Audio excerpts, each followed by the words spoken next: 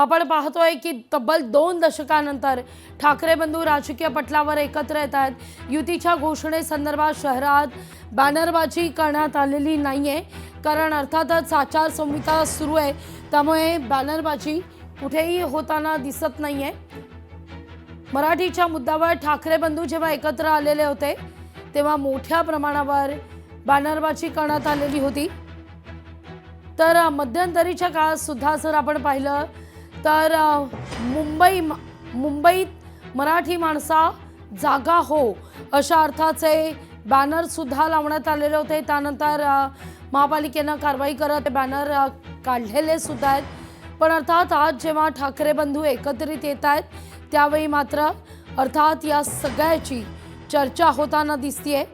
कधी होणार युती संदर्भात घोषणा ही सातत्यानं सुरू असताना आजचा मुहूर्त ठाकरे बंधूंनी गाठलेला आहे 24 डिसेंबरचा. आणि आता जागा वाटपाचा फॉर्म्युला सुद्धा ठरला असल्याचं म्हटलं जात आहे. जागा वाटपाच्या फॉर्म्युलावर जर चर्चा करायला सुरुवात केली तर मात्र मनसेच्या वाट्याला साधारणतः 50 ते 60 जागा येण्याची शक्यता आहे. पण मुळात 5 जुलैनंतर केव्हा केव्हा या ठाकरे बंधूंच्या गाठीभेटी झालेल्या आहेत ते आपण समजून घेऊया. 5 जुलै 2025 ला मराठी भाषेच्या मेळाव्यात उद्धव ठाकरे, राज ठाकरे एकाच मंचावर पाहायला मिळाले. 27 जुलै 2025 ला राज ठाकरे उद्धव ठाकरे यांच्या वाढदिवसानिमित्त मातोश्री निवासस्थानी दाखल झाले. 27 ऑगस्ट 2025 ला तब्बल 2 दशकानंतर उद्धव ठाकरे यांनी शिवतीर्थावर जाऊन सहकुटुंब बाप्पाचं दर्शन घेतलं. तर 10 सप्टेंबर 2025 ला उद्धव ठाकरे संजय राऊत यांच्यासोबत शिवतीर्थ निवासस्थानी दाखल झाले.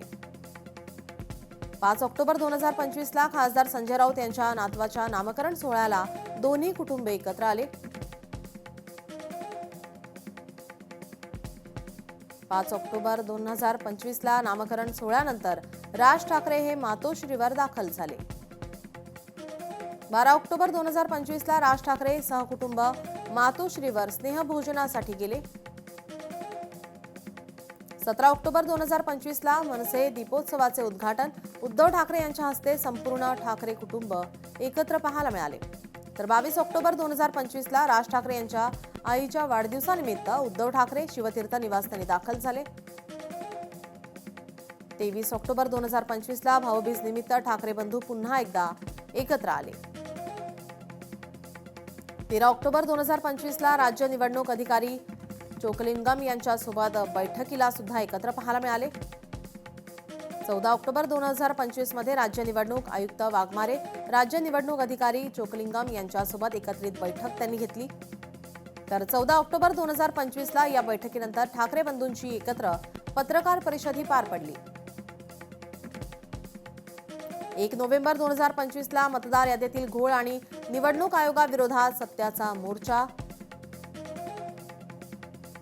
10 नोव्हेंबर 2025 ला अभिनेता सुबोध भावे यांच्या वाढदिवसानिमित्त दोन्ही नेते एकत्र पाहायला मिळाले. तर 27 नोव्हेंबर 2025 ला उद्धव ठाकरे अनिल परब आणि वरुण सरदेसाई यांच्यासोबत बैठकीला उपस्थित होते. 10 डिसेंबर 2025 ला अमित ठाकरे यांच्या मेहुण्याच्या लग्नाला संपूर्ण ठाकरे कुटुंब उपस्थित होते. 24 डिसेंबर 2025 ला आज राजकीय पटलावर एकत्र येणारे ठाकरे बंधूंच्या युतीची आज घोषणा होणार आहे.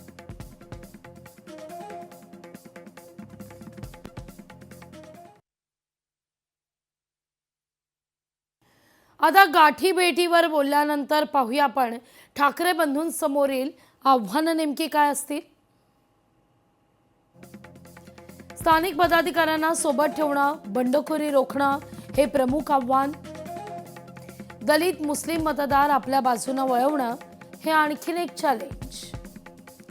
शरद पवार यांच्या जागा जिंकण्याकरता प्रयत्न करणं, उत्तर भारतीय मतदार वळवण्याकरता लक्ष केंद्रित करणं, एकत्रित वचननामा जाहीर करत मतदारांपर्यंत पोहोचणं ही ठाकरे बंधूंसमोरील आव्हानं असणार आहेत.